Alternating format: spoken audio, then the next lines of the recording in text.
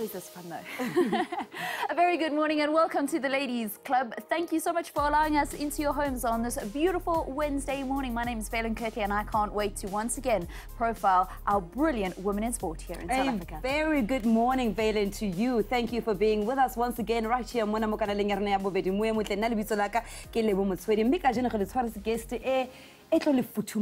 She is the IFBB Wellness Athlete, Veronique Mitchell, and I'm really looking forward to an exciting conversation with her because she's really amazing and she's going to tell us all about her journey. Of course, part of this conversation on social media platforms, the #hashtag the Ladies Club, at Sport at SABC, at Valen Kirtley, at Lebo Mutswedi.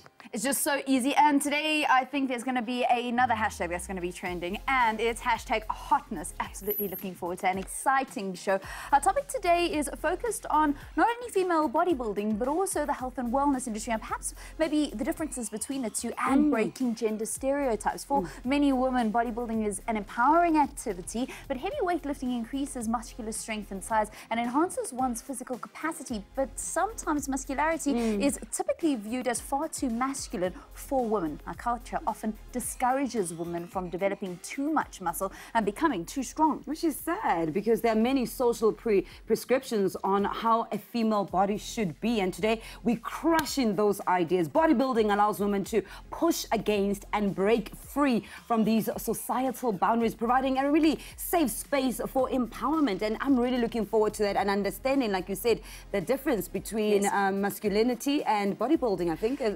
yeah, what's the difference between a lot of these health and wellness fitness models that we see and bodybuilding? Because you look at our health and wellness models and they're absolutely gorgeous. Who wouldn't want to look like that? Because strong is the new pretty. Yes.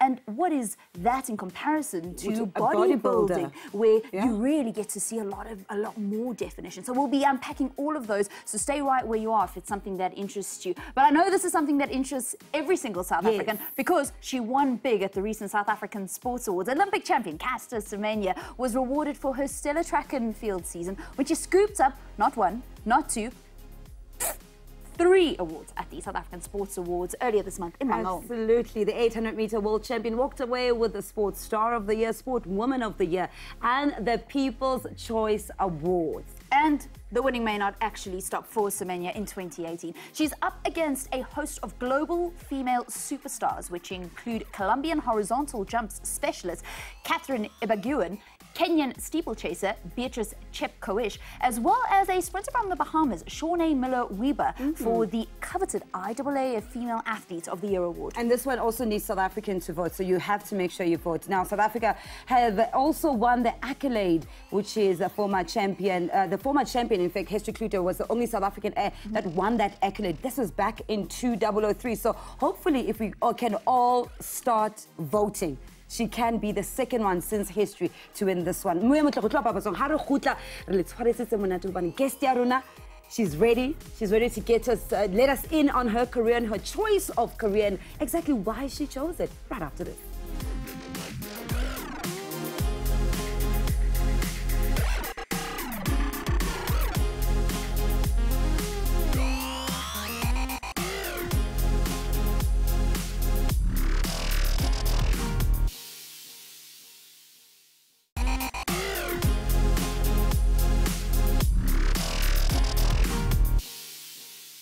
Welcome back. Thanks for staying with the Ladies Club. Please join us on social media. So easy, on Instagram, on Twitter.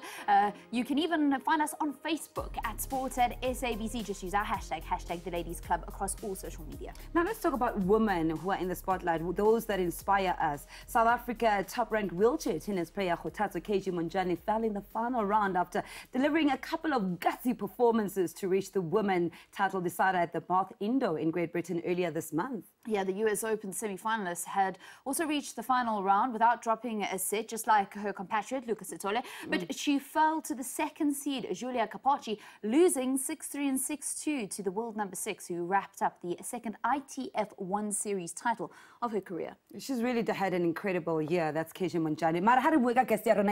Veronique Mitchell is a lifestyle coach, IFBB Wellness Athlete in the bodybuilding world. Born and raised in the city of Johannesburg, the city of gold, This driven woman is turning heads in the lifestyle and wellness industry. She certainly is. She's a marketing and strategy advisor, and she also holds a BA Honours in Branding Communications on leadership brand communications. She's a powerful entrepreneur. She's leading the VPAC Vixens, a group of like-minded ladies who defy challenges both body and mind. Veronique not only preaches a fit and healthy lifestyle, but she certainly embodies it as well. Welcome to the Ladies Club, Veronique. Thank you. Thank you for having me. Sure, you look incredible for starters. You can see that you live what you preach. You look absolutely amazing as a lifestyle coach. Thank you. Tell me how the journey started. So throughout high school, I actually ran in the athletics team and I gained my full colours there. I even ran for my provincial colours. Wow. And then leaving high school, I kind of forgot about the running and the sports. And my dad always encouraged me to be in the gym and I need to be healthy. My parents are very healthy at home as well. And then I signed up at gym and I made friends with people who obviously taught me how to lift weights. Because being a girl, when you first step into the gym, you head to the cardio section and, you know, you just walk on the treadmill or whatever it may be. And then I started learning how to lift weights and somebody actually approached me in the gym and asked me if I compete.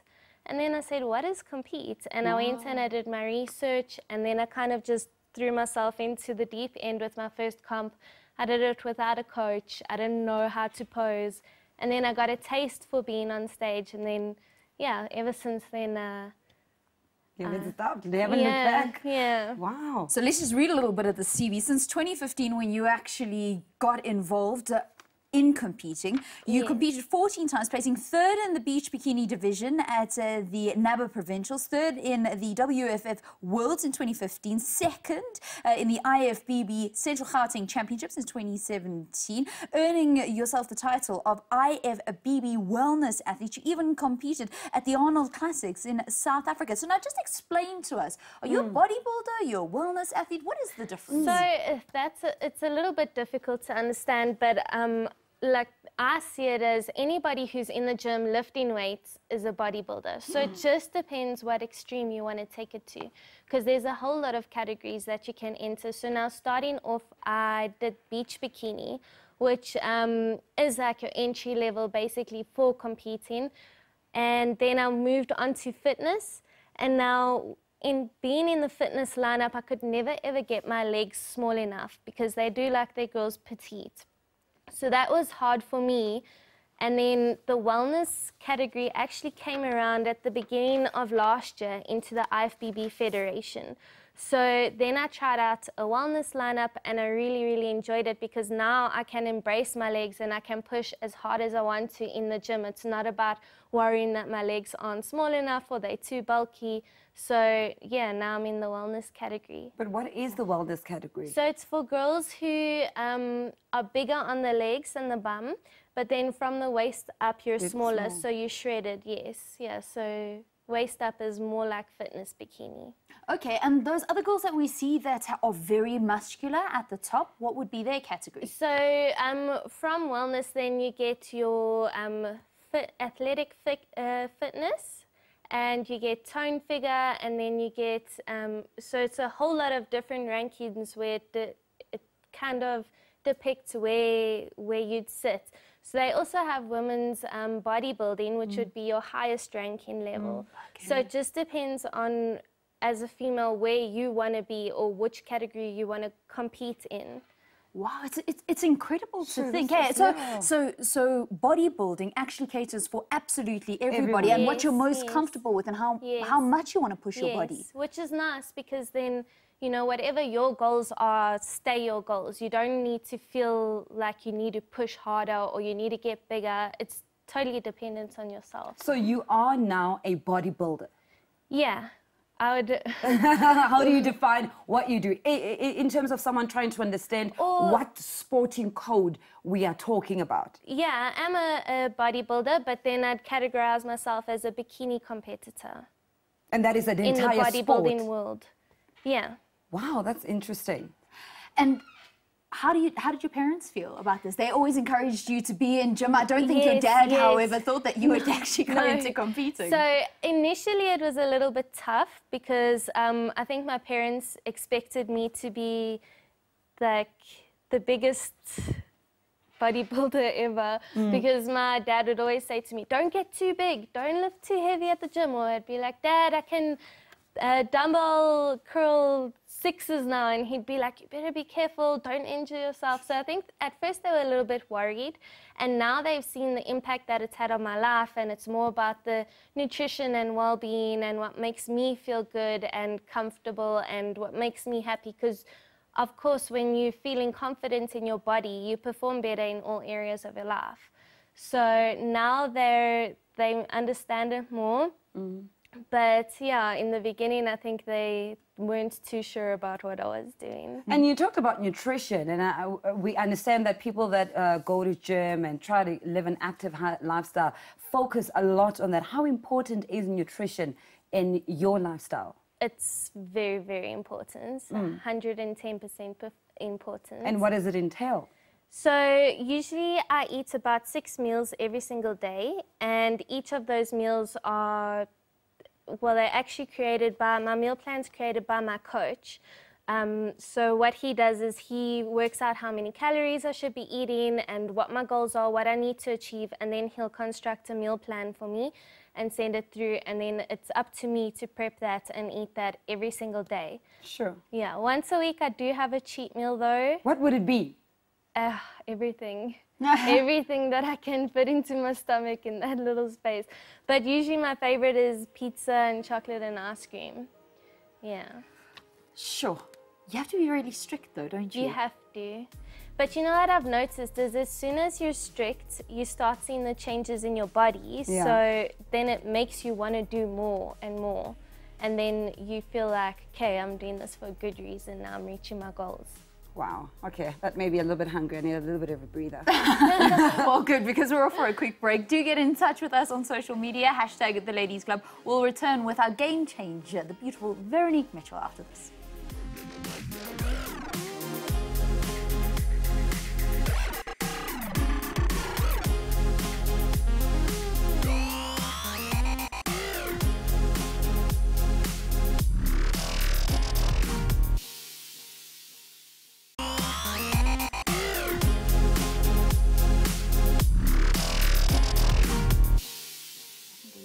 Welcome back. Please join us on Facebook and Twitter using your email address and send us your thoughts. Who else would you like to see on the Queen's Chair right here on the Ladies Club? Yeah, certainly got us thinking about our gym contracts and our meal plans and our workout routine, our game changer. Well, before we continue speaking to Veronique, let's bring into the conversation our trailblazer. And we zoom in on a lady who has blazed the trail in the sports world, and specifically with us focusing in on a bodybuilder. Today's superstar is bodybuilder Lungi Plummer. Lungi is a well-known figure in the bodybuilding world and has collected a lot of accolades in her career. And she's also from humble beginnings, growing up on a farm in the rural areas of Ndwendwe, where she used to wear a traditional skirt and walk far to a river to fetch water for the family. Now she lives a life completely different and revolves around keeping fit and helping others to do so the same way. Although she never dreamt of doing anything of the sort when she was a little girl, she acknowledges that the female black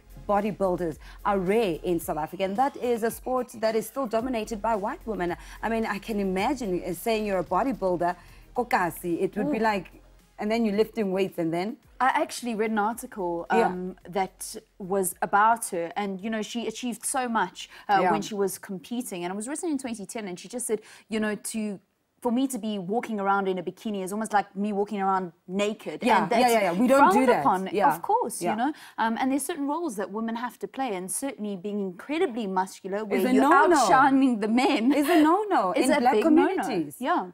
I'd love to know from you, Veronique, how diverse is bodybuilding and these competitions becoming? I think, you know, over the past 3 years that I've been involved, I've watched the fitness industry grow hugely. Yeah. So initially, in the beginning, I mean, everybody was very skeptical. It was very frowned upon. And, I mean, there'd be remarks like, you are never going to find a man because you look like a man. Yeah, yeah. But now it's grown so much, and as you were saying earlier, strong is the new sexy. Yeah. So girls are in the gym, they're lifting weights. It's not frowned upon to see a girl in the weight section anymore. In fact, people actually look at her and they either inspired or intimidated, I suppose. Yeah. Look, I go to the weight section, okay, and I'm proud. I'm proud. I just need to get to a point where I train and gym 12 times in a week, which you do. Yeah, especially when I'm prepping for a show. So now after my final show for the year, I'll go through an off season, and then I'll be training more, say like once a day instead of twice a day. But now I do cardio in the morning, and then I do abs, and then in the afternoons I weightlift. And we've seen you actually prepping for a competition. Yes, just how much goes into this? Yo, everything. It's basically my life. When I'm prepping for a show, that becomes my life. Luckily, I've got really, really supportive people around me, because sometimes I think when you go into competing, you got to understand that it is a soul sport. You're doing it on your own, you know? And I believe that your partner's also involved in this industry. It makes it a bit easier, doesn't it? Yes, it is. He actually has taken a break. I think his last show this year was about in June, and he took a break for the end of the year. He focused on work. But it does make it a lot easier, because he's very, very, very supportive of me. Because, I mean, a lot of the time I can't really go out, or I'm tired, or I need to be at gym the next morning, and he supports me, or he'll help me prep when I'm too tired to prep, or usually in peak week he cooks all my meals for me. So that helps a lot. Sure. What are the pressures that come with being in this industry? Because already there's a lot of pressures on how women should look like, or how we should embrace this curve or that curve. So the pressures of this industry, the eating, the non-eating, bulimia, anorexic, anything that comes within a physical industry, they always come, those kind of pressures. How you know what I they? think is so important? When you move into this industry, you need to be comfortable with yourself, and you need to be able to back yourself, because if you don't have your own back, you're not going to succeed. And I think as women, we're so hard on ourselves, and especially, you know, for other people, a lot of the time women are worried about what everybody else is seeing, you know. And we're so hard on ourselves, and we know what we've achieved. We know, like for me, the hardest thing sometimes is going into off-season, because I know what I can look like. I know what I have achieved. And when I don't look that way, then I'm like, oh, freaking out, you know. So it is. You've got to be mentally strong, though. You really do, to get into a sport like this. For you, what's the sexiest part of a woman's body? Glutes, definitely. Okay, so what's the best exercise for the glutes? Yo, there's so many. At the moment, I think I'm doing so many exercises for glutes, because that's one of my biggest goals. Yeah, one of my biggest goals, to firm up and change, you know. So, but usually after cardio every morning, I do 100 glute thrusts. What are glute I'm not going to show you now. No, you have to show us. I don't think so you it's can. Oh, is it? Okay, what is it? What do you do? When you lay on the ground, and then you basically have your feet up, and then you're raising your hips to the ceiling and down. Oh, really? Yes, That works? But then what you need to do is make sure that you're tensing your glutes, so that the exercise is focused there. Because I also see them putting the weight on. Yes, yes. So I can put that round as thing. well. Yes, yes. I'm on it. Hey. I'm on it. So now we know what they call a glute thrust. You were wondering, what are they doing there, and why are they actually doing it? When you started, it's a little bit of an awkward exercise. It is, because it is awkward to see someone thrusting that area in gym. You're just like, can you not do that part at home? Yeah, usually the most awkward exercises for glutes obviously have the best results. Oh, now we know. So the more awkward you feel. You put me to shame. You know, I don't even go near the weight section at gym. I will just be completely honest with you, because I am one of those people that is intimidated by the weight section. And looking at myself all the time in the mirror, you are a lifestyle coach. People come to you for advice. They come to you with the same sentiments that I have. And what do you tell them? Well, basically, that's the reason I started the VPAC Vixens because of my own experience when I walked into a gym and I walked into a weight section alone and I was like, oh, this is too much. I wanted to educate women how to use the weight section and how to reach their goals and how to be confident in it. So basically what I do is I set out a meal plan as to what they should eat, and then I give them a workout plan as well as a home workout plan, because some girls are just more comfortable at home. Yeah. Wow. And what would you say is the biggest highlight of your career so far? Seeing my clients excel and seeing them reach their goals, that really, for me, that's the best. I love that. And what would you like to achieve yourself personally as a wellness athlete in the bodybuilding sector? Well, I really want to gain my title in the IFBB as a wellness athlete. So I'm pushing myself really hard. So far, I've only landed 1 gold. And that happened this year, and I didn't really know how to take it because I've never really won. For me, it's never really been about the placing or the medal, but each and every prep I go through, I learn something new about myself, and I also push myself harder, and I learn that I can achieve more and more. So for me, I really just want to gain my title as an IFBB wellness athlete. And what do you listen to? Because I get really pumped when I listen to certain music at gym. What do you listen to that makes you keep going? And at you're not the gym, well, if I want to push really hard, then I listen to Rick Ross. Really? What song?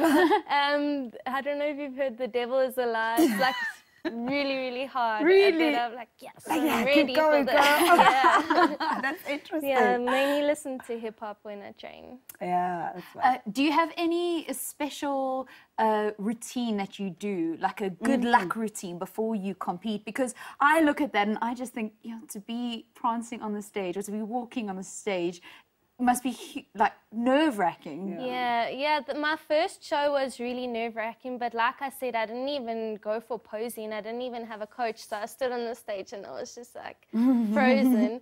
But now I love it. Like, I love the adrenaline rush, but I wouldn't really say I have a good luck routine, but my coach does let me go for a fat steak and cheesecake and wine the night before. I do that before every single show. Before the show? Yes. Why? The night before. So the week before the show, you have something called a peak week. And now everybody has their own way of doing peak week, but you basically depleting your body, and then you fill your body up with carbs and you deplete your water. So then when you're eating a steak and then you're eating a cheesecake, filling your body with sugar and the wine, it forces your body to suck up just that last little bit of water that's in your system, and also brings your veins out, and you're more shredded and cut the next day. But that's only if you do peak week properly. We think, okay, maybe we should do that today or tomorrow. No, only when you're competing. It's not an everyday. Yeah, exactly. Only when it's part of a scheme. You're not going to go hit the, like, before you hit the beach, go every single night for steak, cheesecake, milkshake. Veronique, thank you so much for joining us. You've brought so much light and understanding into a sport that I also didn't understand quite well. And I'm so glad you came through. And I hope our viewers also loved to learn a little bit more into bodybuilding.